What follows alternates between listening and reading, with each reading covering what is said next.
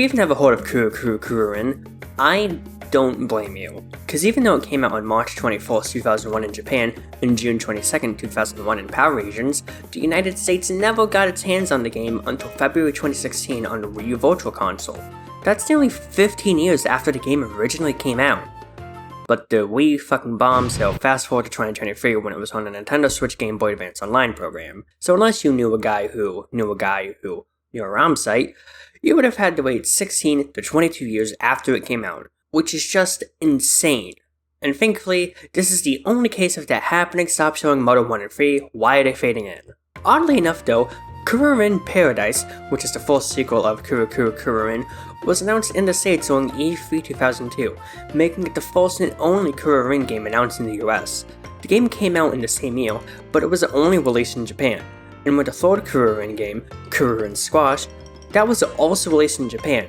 It was on the GameCube and came out in 2004, and was the only Kururin game to be in a home console with 3D graphics. However, some smart cookies out there in the world took the task of changing both Kururin Paradise and Kururin Squash into English, but that's enough about those two games. I'm here to look at Kuru Kuru Kururin because almost no one knows about it. And I think that the game has a realistic chance to thrive in the current state of gaming. Just let me get there. But for now, we need to know what people think about Kuru Kuru Kururin. And back in 2001, it received pretty positive reviews, being praised for its simple yet addicting gameplay. Irrigator gave it a 9 out of 10, saying that no other puzzle game on the GBA can rival Kuru Kuru Kururin for its addictiveness and fun value. Nintendo World Report, then Planet GameCube, did the same 9 out of 10 rating, declaring the game was so simple, anyone could play it. Yes, anyone. They also loved the multiplayer mode, saying that it was an absolute blast, but they felt the cute Kirby-esque look of the game would turn some people away. GameSpot gave it a 7.1 out of 10, saying the graphics were simply effective and that the game was great at filling up small periods of time with its short level-based structure. However, computers and video games gave it a 5, saying that the game was extremely frustrating, and that it lacked the perfect simplicity of other puzzle games like Mr. Driller and Tetris. You try to not have a rotating stick hit stuff as you make it to the end of a stage. That sounds pretty simple to me. Since 2001 to 2004, nothing else happened other than a few references to the Kururin franchise. The Hilurin, which is the rotating line I mentioned a few seconds ago, makes a cameo as a trophy in Super Smash Bros. Melee, but is referred to as a Hilurin in the American version, and is an assist trophy in Super Smash Bros. Brawl, acting as a rotating platform/wall. There's even Kururin stickers in the game, one of Kururin, the main character of the Kururin games, and the Hecupacon from Kuru Kururin Squash. There's also Kuru Kururin's Spirit in Super Smash Bros. Ultimate, that being of the Hilurin, though that doesn't make any goddamn sense because the Hilurin is not a sentient being, it's a machine. Like a plane. But who knows, maybe in Kururin Squash it's revealed that it's sentient and feels pain and emotions. I don't know. Water Blight and Spirit Mode as a whole from Super Smash Bros. Ultimate is very stupid, but that is a different topic no one is ready for. But what on earth even is Kuru Kuru Kururin? Well, Kuru Kuru is actually Japanese onomatopoeia for the sound of something spinning, kind of like how a helicopter blade makes noise when it spins. And along with this very game, if you look up Kuru Kuru, you'll get a lot of memes involving an animation of Herta from Honkai Star Rail spinning. And to know what Kuru Kuru Kururin the game specifically is, we have the website that is still somehow up and running. But all it does is give information about the game that you're going to find out from playing the game. Although the character pages section does end up mistranslating the show fuck instead of whatever it's supposed to say. The website also has these movies in it, but I don't know how to access them. Flash has been discontinued for a while, and I doubt they're all in the Internet Archive. Though I did find a Kuru Kururin ad on there though. Oh well, lost media hunters can have fun with that. Wow. Who on earth could have expected me to squeeze 5 or so minutes out of all the informational stuff involving a game?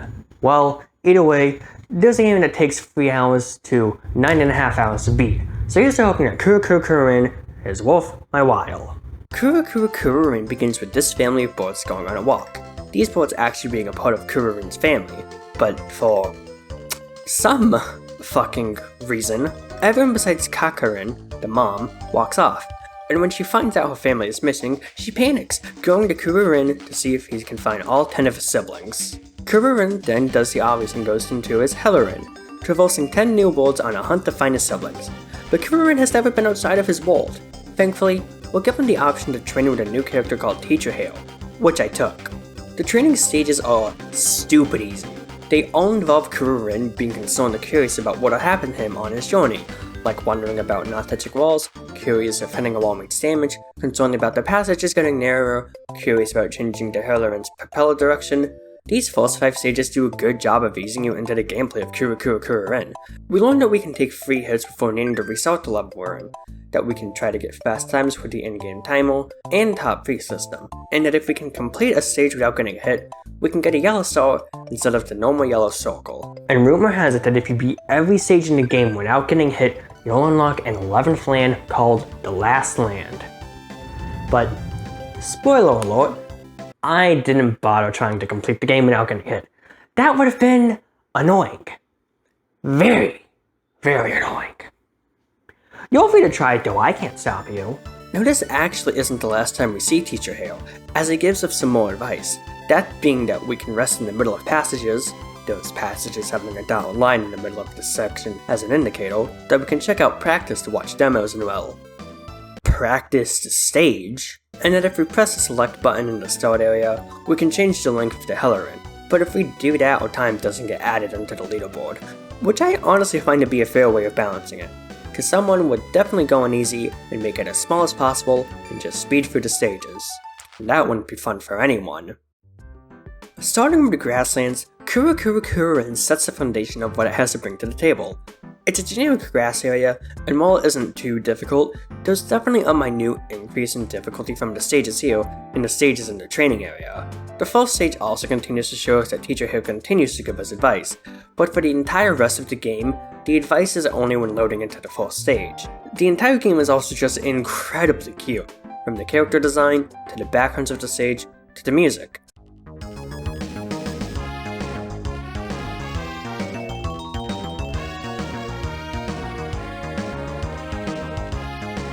This game is just so charming that I personally can't find myself to be mad at it, especially with the later stages. Now obviously, Grasslands 1 is where the collectibles start coming into play.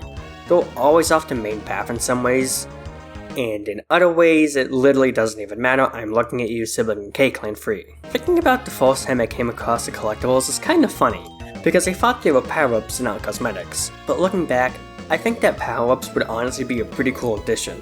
But I'm not good enough at game design to figure out what power-ups you can include other than changing your Hellerin's length. Speaking of collectibles, there's actually about 32 of them in the game. There's different designs for the Hellerin, different colors for it, and your siblings which you need to rescue to get to the real ending. When you collect the design or color, it'll stay on screen for a few seconds before reverting to what it was before, though you can change them in the makeup section along with bringing Kururin's siblings for the ride. Having a siblings on your Hellerin is also really fun, because if you hit anything they end up flying off. Love small details like this. Really just adds to the personality of the game. But you don't need them on the Hellerin to save them, just hitting the circle and completing the stage is a requirement, and the only time you see them is at the end of a world, so like here in Grasslands 3 for example. This also means that only a design or color would be in the first 2 stages of a world. I really love the customizability you'll have to have. I'm no mathematician, but if I had to guess, there's probably over 1.5 million designs. What, I said I'm bad at math. And that's just me being very, very vague with guessing. And anytime I ask anyone for help, they just looked at me like I was crazy and said, "Why are you holding 10 bullets by your neck? Stop that, you're holding them." Like, sorry, I wanted to get into character for once. God. Oh, and before I forget, the game is kind enough to let you know if you missed something with a simple sentence from Kururin in the world map. And hopefully completing the stage again to collect whatever you missed will be a lot easier than your first time around. But what happens when you beat a stage after finding and rescuing one of Kururin's siblings? Well, a great question. There's some quick dialogue between Kururin and whoever we saved. So in Grasslands we saved Chikurin, who says here, "Brother Kururin, thanks for coming." Afterwards it transitions to Kururin's siblings all at a big heart tree, which is really cute to see. Who doesn't love a nice wholesome family photo? Now obviously if every stage was just don't hit the wall, that would be pretty boring after a while. So, World 2, Ocean, introducing springs in the adventure mode, and they won't hold us, just instead changing our direction. And I honestly think that Kuru Kuru Kururin uses springs in a really creative way later on in Cave 2 and Starline 3. In these stages, the uses hazards we need to walk around, maybe combined with a threat like Rolling Balls Free, instead of just a simple way to change the direction you rotate.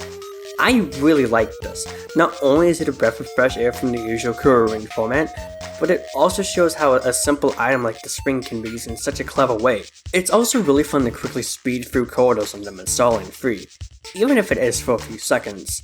Also, going back to the ocean world for a sec, I had a lot of trouble with the 6th stage in the adventure mode. In my notes, timestamp for this and the next stage were 10 minutes apart, whereas with Ocean 2 and 3, that was only 1.5 minutes. And that reminds me, the stages in Kuru Kuru Kururin are really short, taking anywhere from a couple of seconds to 2 minutes depending on where you're at in the game. But despite its cutesy visuals, Kuru Kuru Kururin can be a really difficult game. If I had to guess, Jungle separates the easy and intermediate worlds, and Starland separates the intermediate and hard worlds. But I almost never felt like the stages were ever unfair, which is a good thing because just about any time I died, I thought, wow, this stage sure is hard. I should keep on playing so I can get good enough to beat the stage and find Kururin's siblings.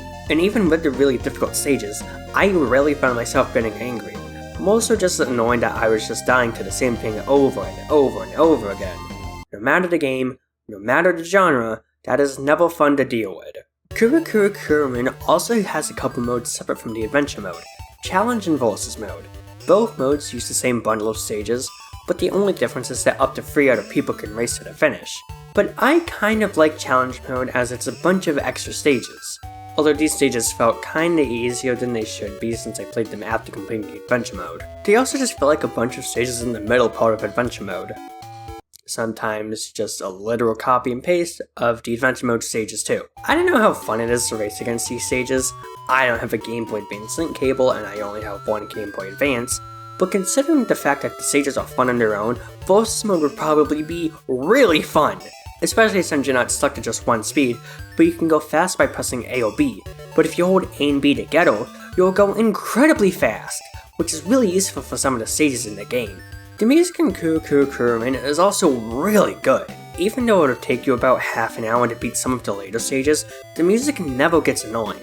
But I'm crediting that to the fact that each world has its different song, and the world map also has its own different song, so we're not hearing the same notes over and over and over. And the music in the cave stages is so kick-ass that I'm honestly surprised no one has made a cover of it.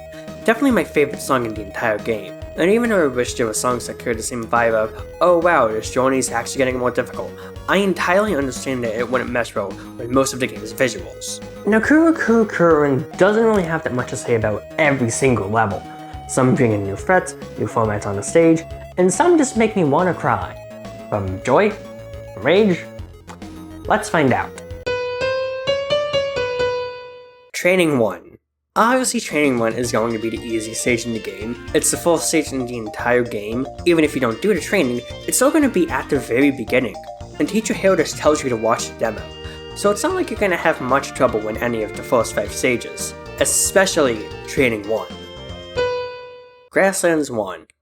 Again, obviously Grasslands 1 is going to be here too, as it's where the game actually begins. There isn't that much to say because it's pretty simple, and you can spend most of the stage just sitting and waiting. At most, the ending when the loop is kinda tricky to walk around, especially since you don't have the on-screen demo with you this time.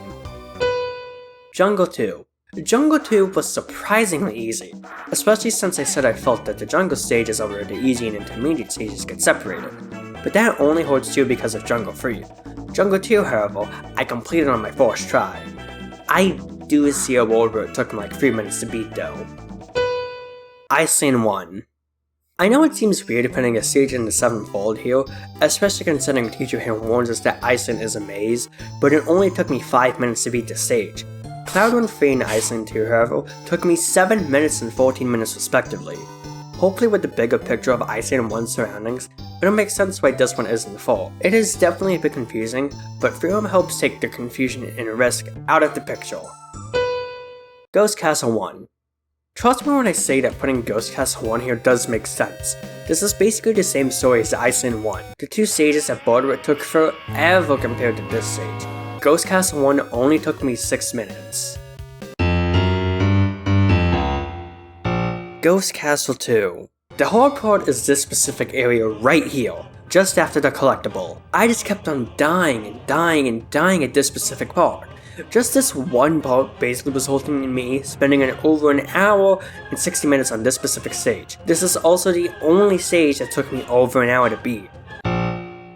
Starland 1. Stolen 1 isn't even that hard of a stage, but the reason why it's at number 2 in the hardest Kuru Kuru Kururin stages for me is solely because of getting the collectible and living was the hardest thing for me to do. The path to beat the stage isn't even that hard, but getting the collectible basically involves you needing to do a U-turn to get it and then to beat the stage. And I don't know if you've noticed, but Stolen 1 doesn't have a heart area anywhere, so you can only take 3 hits. And if you go for the collectible, you'll probably end up with 1 hit to your name, meaning you need to go in a circle with 1 heart left. Caveland 3. Caveland 3 isn't that difficult of a stage, but I had a lot of trouble finding out the angle and timing I should have went with all of the springs that are in the depressions. But thankfully it only took me 24 minutes.